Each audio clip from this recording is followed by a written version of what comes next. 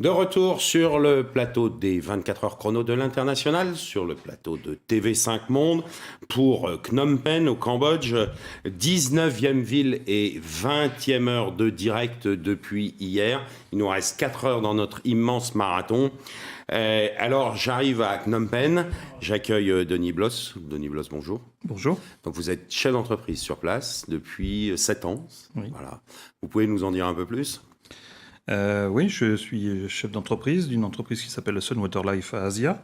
C'est une entreprise à vocation sociale et dont l'objectif principal en fait est de produire de l'eau potable, mais en petites unités réparties sur tout le territoire. Parce qu'au Cambodge, le problème de l'eau, l'accès à l'eau potable est le même problème qu'ailleurs. Et 30% des Cambodgiens n'ont pas accès à l'eau potable. Et quand ils ont accès à de l'eau potable, généralement, c'est de l'eau de mauvaise qualité ou déminéralisée. Donc l'idée, c'est d'arriver, avec des partenaires locaux, à fournir en fait des petits systèmes qui permettent d'avoir de l'eau potable minéralisée un peu partout dans le Cambodge et donc de réduire en fait les problématiques de santé liées à l'utilisation de l'eau. Voilà. Joli projet depuis 2016. Très bien, j'accueille Maxime Vézine. Donc vous êtes aussi dirigeant d'entreprise sur place, vous plutôt dans le bâtiment. Exactement. Groupe Priority. Nous sommes basés au Cambodge depuis 2015. Nous faisons de la petite et moyenne construction, représentant 3 marques européennes, 2 marques françaises, Gerflor et Serge Ferrari, et une marque espagnole de produits piscine, Astral Pool. Donc nous installons ou nous revendons à des professionnels directement au Cambodge. D'accord. Une équipe relativement... Une équipe française et cambodgienne. D'accord. Combien de personnes ? On est une dizaine. D'accord. Basé à Phnom Penh. Basé à Phnom Penh. Et bien évidemment, nous accueillons une avocate. Nolari, bonjour. Bonjour. Donc vous êtes basé à Paris. Alors, mon cabinet est à Paris. Nous sommes le seul cabinet français qui fait le pont entre la France et le Cambodge. Et nous accompagnons les personnes, les particuliers, donc les Français sur place, et les personnes morales, donc les entreprises, qui souhaitent s'implanter au Cambodge. Et donc, de fait, nous les accompagnons pour toute leur démarche pour faciliter leur implantation à Phnom Penh ou à Siem Reap ou ailleurs. Oui. Voilà. Donc une base à Paris et très régulièrement au Cambodge. Exactement. Voilà. Nous, moi, je me déplace 3 ou 4 fois par an et puis 1 à 2 mois sur place l'été pour suivre tous les dossiers sur place. Du cabinet. Très bien. Juste avant de démarrer un peu sur l'économie, j'aimerais bien qu'on fasse un peu le point sur le Cambodge parce qu'il y a plein de choses. Il y a plein de choses dont on rêve, il y a des choses dont on rêve moins. C'est bien évidemment un pays assez magnifique qui est un peu coincé entre 2 grosses entités, donc on a toujours un peu de mal à le percevoir. Alors, je vais demander à Denis de nous commenter ça, mais aussi au nom de la Chambre, mais pas que au nom de la Chambre de commerce, bien évidemment. Le Cambodge, en fait,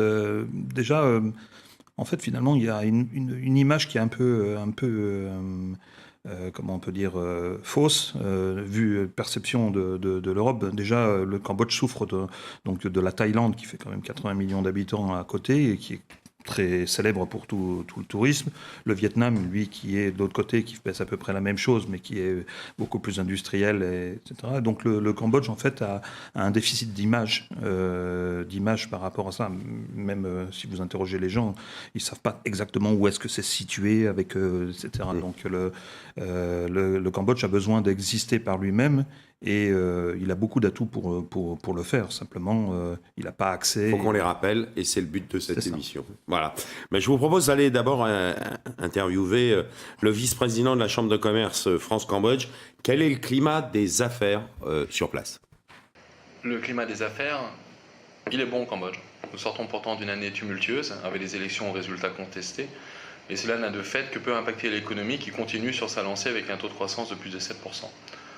On peut expliquer cette situation par différents facteurs. La position centrale du pays au sein de l'ASEAN, qui est et va rester une des zones à plus forte croissance dans le monde. La jeunesse du Cambodge. Le Cambodge, c'est un pays jeune, très jeune, qui dispose d'une main-d'œuvre hautement concurrentielle, moins chère que la plupart de ses concurrents régionaux, alors que le gouvernement s'attelle désormais à l'amélioration du niveau d'éducation. En outre, il faut le souligner, car ce n'est pas le cas dans beaucoup d'autres pays de la région, l'embauche des personnels étrangers est relativement facile. C'est cette ouverture qui est l'élément principal. Le Cambodge, c'est un pays très ouvert dans ses règles économiques, puisqu'il applique un principe non discriminatoire envers les étrangers. Vous pouvez ouvrir votre propre affaire sans vous encombrer d'un partenaire local. Le capital peut être à 100% étranger et il vous est aussi facile de rapatrier d'éventuels bénéfices. Enfin, le régime fiscal reste très favorable aux investisseurs, même si les contrôles sont désormais plus efficaces, et ça, c'est plutôt une bonne chose pour le climat général des affaires. Le pays est aussi très ouvert de par sa culture. Les Cambodgiens eux-mêmes sont naturellement ouverts sur l'autre. Le niveau d'anglais est ici bien meilleur qu'ailleurs, et le français, même s'il n'est plus aussi pratiqué qu'auparavant, reste la langue d'une partie des élites. De par le libéralisme de son économie et la volonté de réforme de ses responsables politiques, le Cambodge reste un formidable terrain de jeu pour les entrepreneurs de tout horizon, et notamment s'ils sont français. Nolari, une première réaction face à cette interview? Écoutez, moi je rejoins parfaitement ce qui vient d'être dit. Le pays adopte une politique extrêmement libérale, donc ce qui est propice aux investisseurs, au climat des affaires, aux investisseurs qui souhaitent, qui privilégient le Cambodge par rapport aux pays voisins. Donc une législation extrêmement souple, parfois même trop libérale pour certains, parce que certains reprochent en disant, voilà, qui dit trop souple, trop libéral, pas assez de réglementation. Mais on ne peut pas reprocher, voilà, au Cambodge d'être dans cette position, parce que c'est un pays qui est récent, qui est neuf et qui a besoin justement dans son développement de dynamisme et en même temps, voilà, c'est un gouvernement, je ne sais pas si vous me rejoignez dessus, mais le gouvernement fait des efforts depuis quelque temps justement pour assainir, parfaire la situation économique. Maxime, justement, une réaction? Oui, exactement. Au Cambodge, on voit l'évolution, que ce soit aussi bien pour l'industrie ou pour la population. Et du coup, le gouvernement accompagne justement et fait de plus en plus d'efforts pour construire quelque chose de plus solide pour ramener justement des investisseurs étrangers sur place. Et oui, Denis. Un point important, c'est que c'est, à ma connaissance, ça doit être le seul pays d'Asie qui utilise le dollar, notamment dans les transactions et en termes de business pur. Voilà, donc ça met à l'abri des fluctuations. Il n'y a pas de contrôle d'échange, donc ça permet, c'est quelque chose qui est très stable, qui intéresse beaucoup les investisseurs étrangers, notamment singapouriens et autres, puisque du coup, ça donne quand même une visibilité. Mais est-ce que justement cette force, est-ce que ça devient une force pour être une entrée sur l'Asie et toute cette partie de l'Asie pour le business? Alors, je ne sais pas exactement répondre, parce qu'en fait, le Cambodge et par rapport aux autres pays, les autres pays sont beaucoup plus matures, en fait, en termes d'économie. Mais pour un chef d'entreprise qui veut s'essayer à l'Asie, c'est un parfait terrain de jeu et d'exercice. S'il a un concept, c'est sûrement au Cambodge. C'est peut-être la première marche pour rentrer en Asie, pour apprendre l'Asie quelque part. Enfin, si je peux me permettre. C'est là où, en fait, ça veut, même si, on va dire, si vous échouez ou vous vous plantez, c'est là où ça vous coûtera le moins cher par rapport aux autres. Et quand ça a réussi, on a pris les bonnes habitudes. Ah ben, je pense, oui. Maxime, vous êtes d'accord avec ce point? Exactement. Comme dit Denis, c'est le pays, pour l'instant, d'Asie du Sud-Est qui grandit, avec un peu de retard avec les voisins, comme on a dit, avec la Thaïlande, le Vietnam qui sont à côté, mais qui arrivent et avec des budgets relativement... faible, gérable, on peut faire quelque chose. Un premier marché, très bien. Justement, on va aller réinterroger notre vice-président préféré de la Chambre de commerce et d'industrie France-Cambodge sur quelles sont les opportunités au Cambodge. La croissance cambodgienne repose sur 4 piliers: le textile, l'agriculture, le tourisme et la construction. Le textile reste porteur, mais ne concerne que les entrepreneurs rompus à cette industrie destinée avant tout à l'export. Quant à l'agriculture, les besoins sont nombreux et les opportunités multiples, mais nécessitent des investissements souvent colossaux. Le tourisme reste un marché très dynamique. Le nombre de visiteurs au Cambodge ne cesse d'augmenter, c'est la même en dehors des temples d'Angkor. Et j'aurais tendance à dire qu'il y a déjà une grosse concurrence dans l'hôtellerie et la restauration, et qu'il faut donc plutôt viser des segments parallèles, comme l'industrie de l'entertainment, ce n'est qu'un exemple, ou alors il faut aussi savoir quitter les grandes villes et s'installer dans des zones secondaires où les opportunités sont encore belles. La construction est pour ma part le secteur que je connais le mieux. Il n'y a qu'à tourner la tête pour voir que ce secteur est extrêmement dynamique, notamment dans la capitale ou sur la côte cambodgienne, et qu'il y a donc de vraies opportunités pour les entrepreneurs français. Que ce soit dans les métiers, comme les architectes et les ingénieurs qui amènent un véritable savoir-faire, mais aussi pour les équipementiers. Certains projets souhaitent aujourd'hui se distinguer, visent le haut de gamme. Les produits français sont reconnus comme de qualité et sont en général connus des promoteurs, mais aussi des acheteurs. Et il faut donc ici étoffer l'offre française dans la construction. Cette course au projet amène aussi des développements de centres commerciaux. Il y a aussi ici des opportunités pour les enseignes françaises, à condition qu'elles choisissent bien leurs emplacements, leurs partenaires et leurs franchisés si besoin. La soif de consommation des Cambodgiens est connue dans la région et il serait temps qu'ils puissent consommer au Cambodge même. Enfin, et ce n'est pas forcément un secteur auquel on pense pour le pays, mais les Cambodgiens sont très friands de nouvelles technologies. Plusieurs startups françaises, entre autres, se sont déjà placées dans la fintech notamment. Le marché est ici très ouvert, très libéral. L'acquisition de nouveaux utilisateurs est assez facile. Et dans ce cas-là, le Cambodge peut être vu comme une base parfaite, un terrain d'essai avant de s'attaquer au marché voisin. Une réaction, Maxime, justement, sur ces secteurs porteurs. Alors, on parlait bien évidemment de l'immobilier, enfin votre secteur, mais d'autres choses aussi. La construction qui est en plein boom, par exemple la capitale, donc Phnom Penh, le sud, Sihanoukville, qui déborde de construction avec de très gros immeubles. Gros projet. Gros projet depuis, on va dire, 2 ans. Mmh. Et qui va continuer encore, qui ne va pas s'arrêter demain. Donc c'est sûr que, comme il y disait, a des vraies opportunités. Grosses opportunités pour des équipementiers, pour toute la construction. Et le Cambodge a encore besoin de conseils pour des gros projets. Alors Denis, justement, vous qui avez une vision peut-être plus cambodgienne que Phnom Penh, parce que vous intervenez sur l'ensemble du Cambodge, quelle est votre vision sur les opportunités pour les chefs d'entreprise français ? En fait, les opportunités, le Cambodge en fait ne dispose pas d'industrie lourde, donc la plupart des équipements, etc., doivent être importés. Parallèlement, le Cambodge a d'énormes besoins, comme notamment dans l'environnement. Ça, c'est une question très cruciale. Enfin, moi, je suis dans l'eau, mais c'est pareil pour le traitement des déchets. Il y a beaucoup de choses à faire au niveau du Cambodge. Dans ces domaines-là. Après, il y a les opportunités. Aujourd'hui, c'est tracté en fait l'économie, donc elle est tractée notamment par les investissements dans la capitale et sur le bord de côte. Mais il y a des villes qui sont, par exemple, Battambang, qui est en fait le barycentre de l'ensemble de l'ASEAN, qui est en train de monter en puissance avec notamment de nombreux centres de recherche, des écoles, etc. Donc il y a un gros effort qui est fait là-dessus. Et je pense qu'il faut parier dans l'avenir sur ces villes périphériques. Périphériques, oui, ce qu'on disait à l'instant. Et vos clients, comment ils le perçoivent dans la RI ? Écoutez, mes clients perçoivent le fait que le Cambodge, c'est pour eux 7% de croissance par an. Donc, oui, depuis 7%, 20 ans. C'est quand même pas rien. C'est ce qui est pas rien, avec un taux depuis 20 ans. Surtout 11e rang mondial de croissance. Voilà, depuis 20 ans. Et 3% d'inflation. Donc évidemment, c'est un terrain merveilleux pour les investisseurs ou pour les potentiels ou futurs investisseurs. Donc maintenant, si vous voulez, parmi mes clients, ils regardent davantage le Cambodge que le Vietnam, qui était à la mode dans les années 90, faut le dire clairement, parce que encore une fois, le Cambodge avait une image axée sur des périodes tragiques de l'histoire, et bien entendu, les Français étaient extrêmement réticents à venir investir. Voilà. Oui, Denis, vous vouliez intervenir. Non, vous confirmiez. Je confirme tout à fait ce que dit Nolari.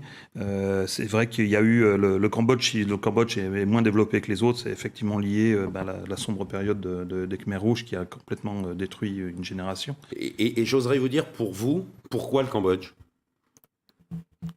Pour moi, ça a été vraiment le fait de bien vivre au Cambodge. C'est des raisons personnelles au départ. Personnelles, mais aussi un atmosphère vraiment qui est agréable à vivre tous les jours, dans la vie de tous les jours. Denis, j'oserais la même question. Pour moi, le Cambodge, c'est le territoire parfait. Il n'y a pas de problème ethnique, il n'y a pas de problème religieux. C'est un pays qui est fondamentalement bouddhiste, qui n'a pas de bienveillant. Donc, je veux dire, globalement, il n'y a pas de restrictions particulières. Il n'y a pas de taxes importantes comme dans les pays annexes, notamment pour nous Français sur le vin, sur la charcuterie, sur ces trucs-là, sur notre Mode de vie. Le mode de vie. Et donc, globalement, c'est très facile, de s'acclimater au Cambodge. Très bien. Je vous propose une petite page de pub et on se retrouve dans quelques instants.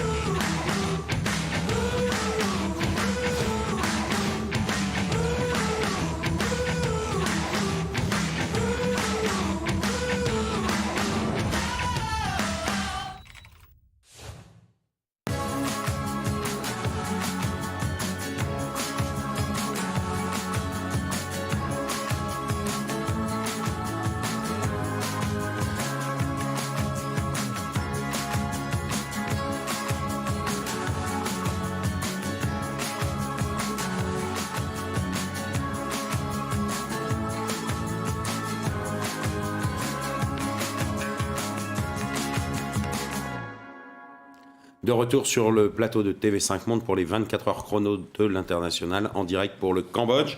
Alors, on a beaucoup parlé de la vie sur place et de la possibilité d'investir sur place. Il y a une question sur l'investissement. Quid de la corruption? Alors, je reprendrai un mot de Maxime, il y en a partout dans le monde. Exactement. Pour moi, le Cambodge a été un peu catalogué par rapport à la corruption. Mais pour moi, elle est autant présente que partout dans le monde, comme on l'a cité tout à l'heure. Et qu'il n'y en a pas forcément plus qu'ailleurs. On en parlait, il y a peut-être des facilités pour accélérer tout ce qui est process dans la vie de tous les jours, mais aussi bien dans les business. Et qu'après, c'est quelque chose qui est normal et il n'y en a pas plus qu'ailleurs, pour ma part. Alors justement, Denis, une vision un peu globale du Cambodge, justement, dans les différentes régions, quand vous vous implantez, comment ça se passe? En fait, comme disait, je crois que c'est Nolari qui disait ça tout à l'heure, le Cambodge a entrepris un travail de longue haleine qui est en fait de structuration et de mise à plat de tout ce qui est normes, réglementations, etc. Donc aujourd'hui, c'est un pays qui est très libéral, voire pour certains cas trop libéral, et qui du coup engendre une sorte de confusion dans certains secteurs ou dans certains process. Par exemple, pour obtenir une licence à Phnom Penh, ce ne sera pas forcément la même chose, on ne va pas vous demander la même chose à Battambang ou ailleurs.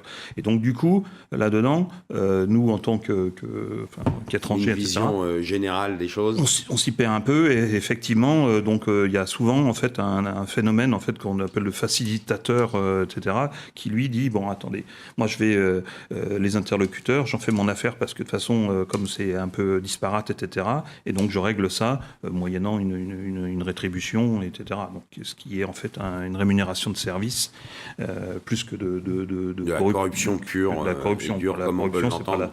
c'est pas on vous donne pas une valise de billets en échange de quelque chose qui est légal, etc. Ça c'est pas du tout ça cette pratique quoi. D'accord. Vous êtes d'accord avec cela, ma chère Nolari, avec une vue très juridique des choses? Bah écoutez, c'est faciliter certaines formalités et qui est rentré dans l'usage des affaires ou de la vie quotidienne. Vous voulez. Voilà. Alors justement, on en arrive dans le monde des affaires. Un peu les différences culturelles sur la tractation, sur la négociation, comment ça se passe? Maxime. La négociation, donc, Forcément, il y a un choc des cultures quand on arrive, pour ma part et pour Denis, quand on arrive de France, par exemple, et qu'on arrive au Cambodge, forcément, il y a... faut se mettre en place. Voilà, il faut se mettre en place, il faut prendre le temps de regarder. Mais après, c'est assez facile de comprendre le système. Et, c'est quoi la grande différence Qu'est-ce qui vous a le plus interpellé? Il faut prendre, comme je dis, il faut prendre le temps. Voilà. Il faut pas vouloir aller très très vite. Ça ne marchera jamais. pas. Voilà. Il faut vraiment regarder et prendre le temps de comprendre le process. Alors Denis, maintenant bien implanté, c'est encore le cas? Oui, c'est toujours le cas parce qu'en fait, chaque jour est différent.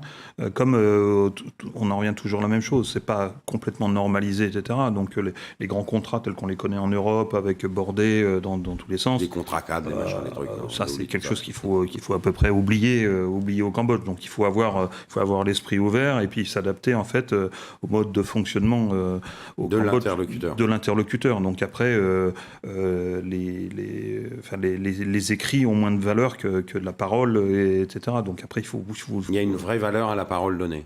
Oui, je pense. Oui. Qui est moins vrai sur les écrits, Nolari. Ça vous dérange là?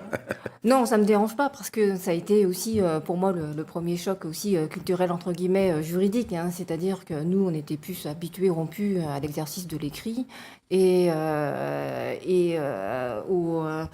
au rendez-vous pris à l'avance, par exemple, avec les clients, alors qu'au Cambodge, on est vraiment on vit au présent. Hein, c'est-à-dire que vous arrivez à Phnom Penh, à l'aéroport, vous téléphonez à votre client, c'est tout de suite, c'est dans l'heure, dans la demi-heure, et on ne peut pas programmer, si vous voulez, par exemple, un voyage d'une semaine pour des rendez-vous bien à 2 jours, 3 jours.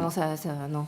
C'est pas comme ça que ça va se passer. Non, donc il faut prendre, comme disait Maxime, il faut prendre le temps, et parfois, pour nous, c'est un peu compliqué parce qu'on est toujours dans le rush, dans cette course auquel on est habitué, et tandis que là-bas, on prend vraiment le temps et le recul pour faire. La langue de la négociation, c'est plutôt l'anglais, comme on l'évoquait tout à l'heure dans l'interview.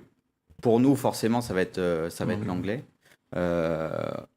Comme le français n'est plus présent comme dans le reportage. On l'évoquait, oui. Monsieur Kevin, du coup, forcément, ça va être l'anglais qui est présent et qui est parlé de partout. De partout. Même quand on s'écarte de la capitale, il y a toujours quelqu'un qui va parler anglais. Le niveau d'anglais, les Cambodgiens sont plutôt très doués pour les langues, beaucoup plus que les Français pour les langues. Et ils ont un niveau globalement d'anglais que vous ne retrouverez pas au Vietnam ou en Thaïlande. Au Cambodge, vous trouverez toujours quelqu'un, même dans le fin fond de Mondulkiri ou Ratanakiri, qui va parler l'anglais, qui va vous débrouiller la situation, quoi. Très bien. Mais le Cambodge, il faut être patient. Il faut apprendre la patience. Si vous n'êtes pas patient, c'est compliqué. Il faut changer de pays. Très bien, je vous propose qu'on se retrouve dans quelques instants après cette page de pub.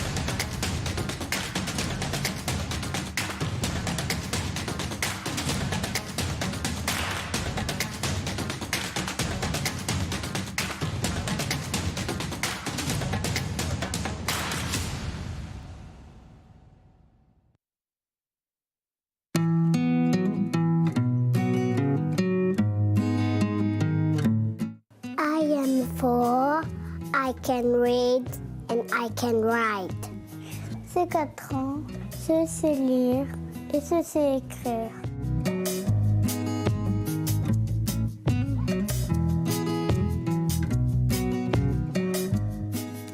De retour sur le plateau de TV5 Monde pour les 24 heures chrono de l'international. On est de retour au Cambodge. Alors maintenant, j'ai bien tout compris. Je suis chef d'entreprise français. Je me pose des questions. Quelles sont les grandes étapes pour m'implanter au Cambodge, ma chère Nolari? Bah écoutez, c'est comme en France, on crée des statuts. Donc là, il y a la version Khmer qui prévaut sur la version anglaise. Avant, on pouvait faire les statuts soit en anglais, soit en Khmer. Maintenant, ce sont les statuts en Khmer. Après, il y a le dépôt des statuts au ministère du Commerce, qui est l'équivalent du greffe, comme ici en France. Mais sauf que comme il n'y a pas de tribunaux de commerce encore au Cambodge, et on passe par un service du ministère du Commerce. Et puis en parallèle, on enregistre aussi des formalités au niveau du service des douanes, qui est l'équivalent du centre des impôts ici. Et puis après, c'est parti. Les finances. Ouais, c'est ça. Alors justement, ça a été aussi rapide que ça, aussi efficace que ça pour vous, Maxime? Pour moi, ça a été assez rapide, accompagné par des gens locaux pour la création d'entreprises. Comme disait Nolari, les formalités sont toutes en cambodgien, en khmer. Du coup, on est obligé soit de parler couramment et l'écrire, soit de prendre un partenaire sérieux. Alors un partenaire, pour pas qu'il y ait de confusion, un avocat. Voilà, un avocat ou des gens spécialisés à la création d'entreprises qui vont s'occuper des formalités. Toutes les formalités. Et en un mois, on peut arriver à avoir tout de structuré. Qu'il n'y ait pas de confusion sur le mot partenaire par rapport à d'autres pays. On n'a aucune obligation d'avoir un partenaire cambodgien avec nous. Vous êtes le seul actionnaire de votre propre entreprise. Exactement. Voilà, qu'on soit clair.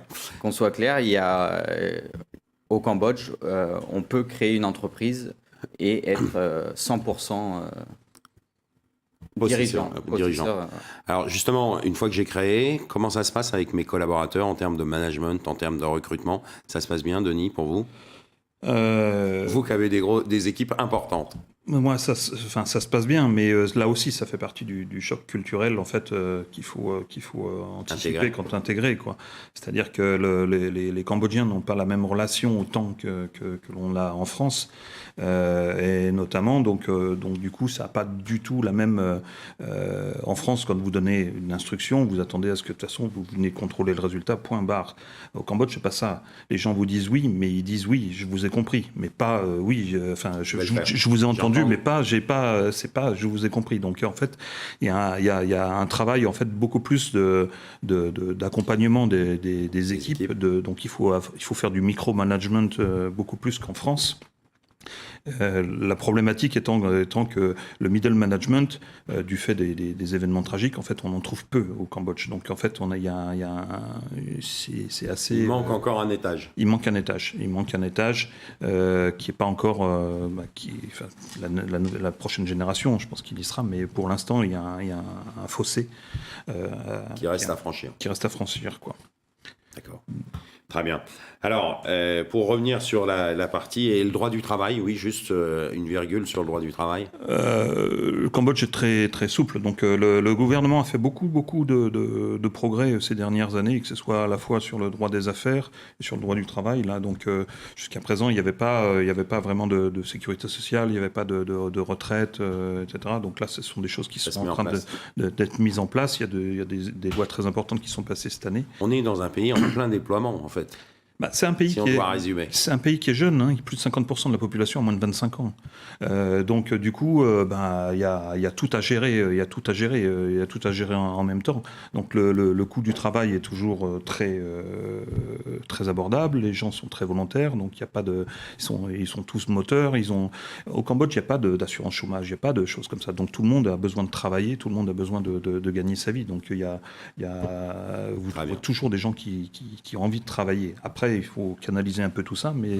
Oui, et on n'a pas forcément tous les outils managériaux pour le faire pour l'instant, mais ça se met en place. Ça se met en place. Très bien, je vous propose qu'on se retrouve dans quelques instants après cette page de pub.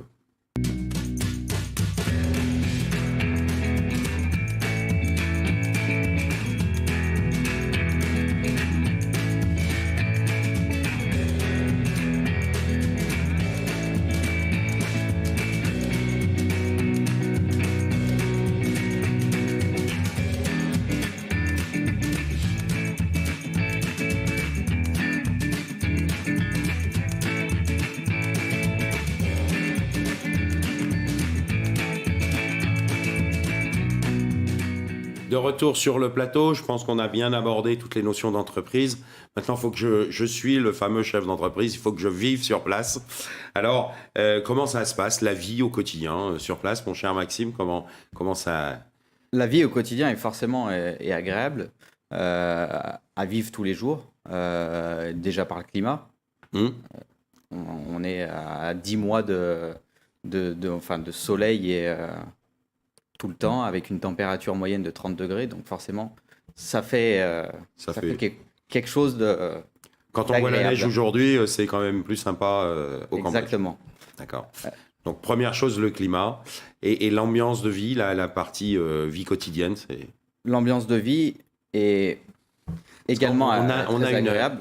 On a une communauté française qui est relativement importante en fait sur place.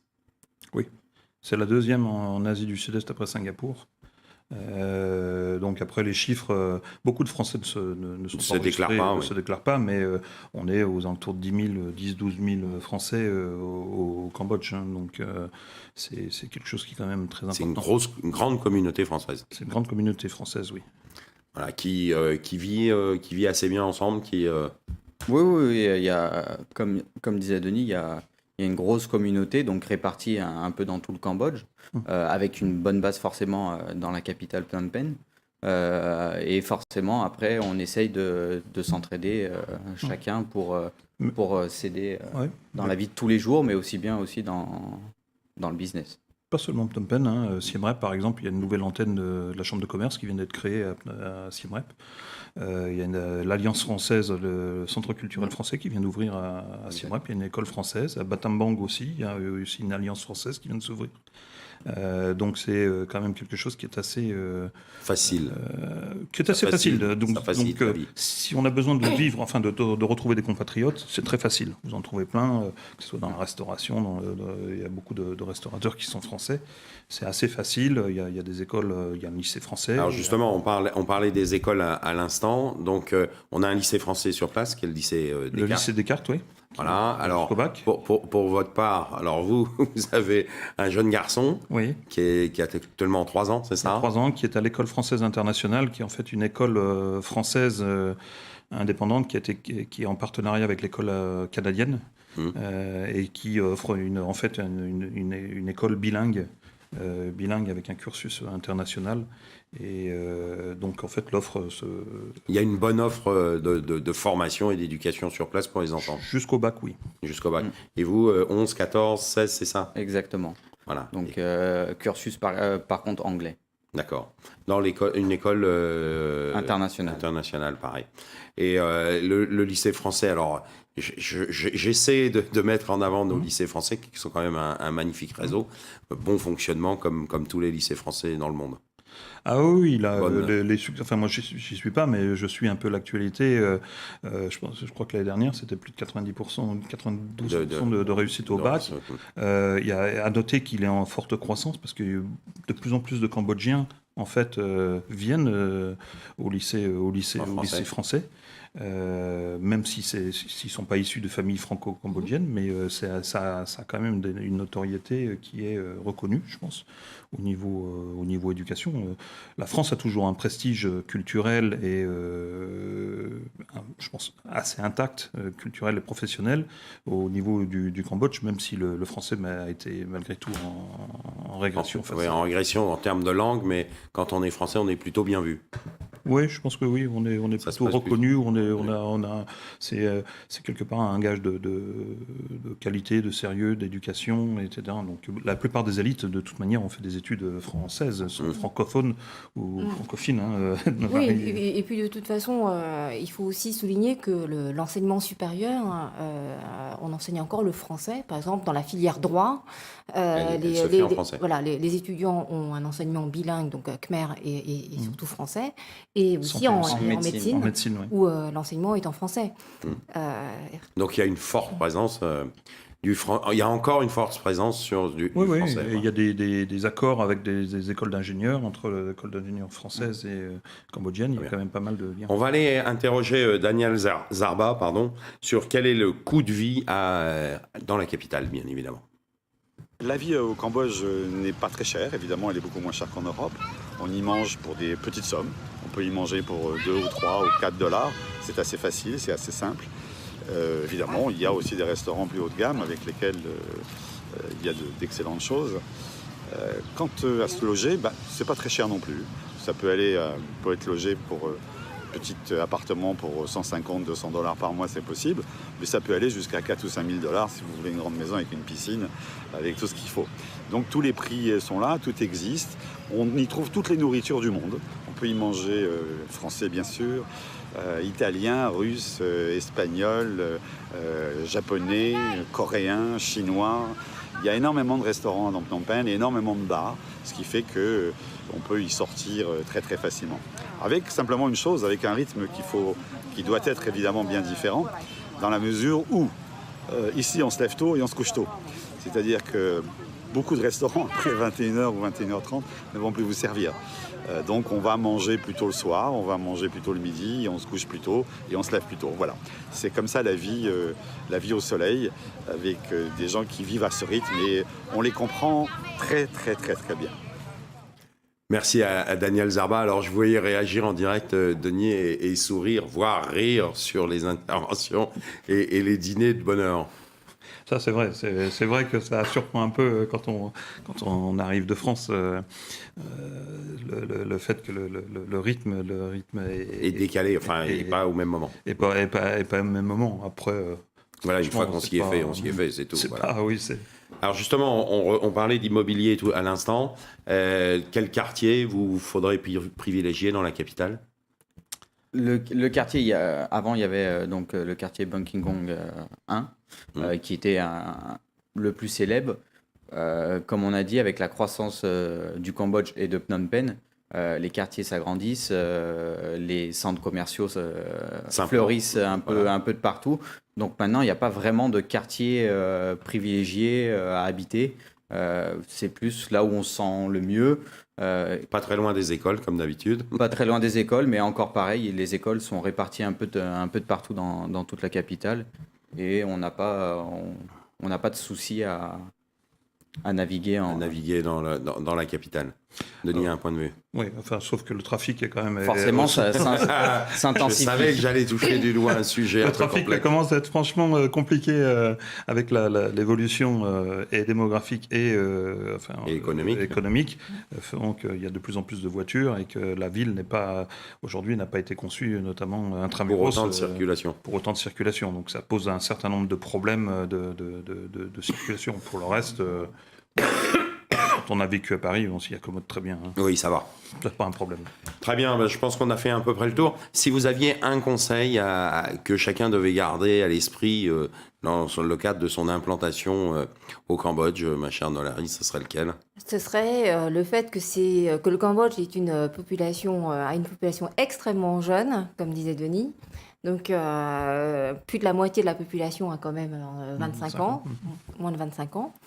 Qui dit population jeune dit croissance. Croissance, attente.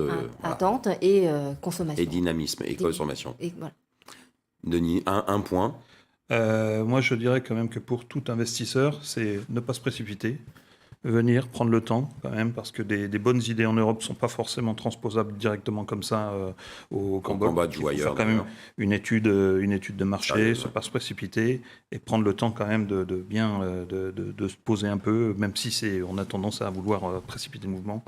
Il faut prendre et s'appuyer bien évidemment sur nos réseaux réputés que sont les CCE, les chambres de commerce et d'industrie. Il faut surtout demander conseil effectivement aux gens qui sont sur place, mais pas seulement. Hein. Il faut aussi avoir quand même des gens des locaux qui nous aident notamment à bien comprendre comment ça marche avant de se lancer, quoi.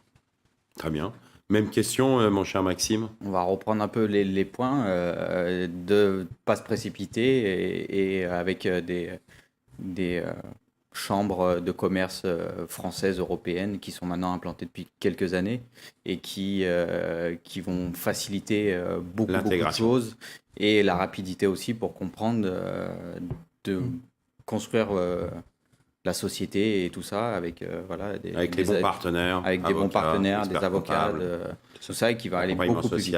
Assurance. Très bien. Madame, messieurs, merci beaucoup. Je pense Merci. qu'on a bien Merci mis à en vous. avant le Cambodge.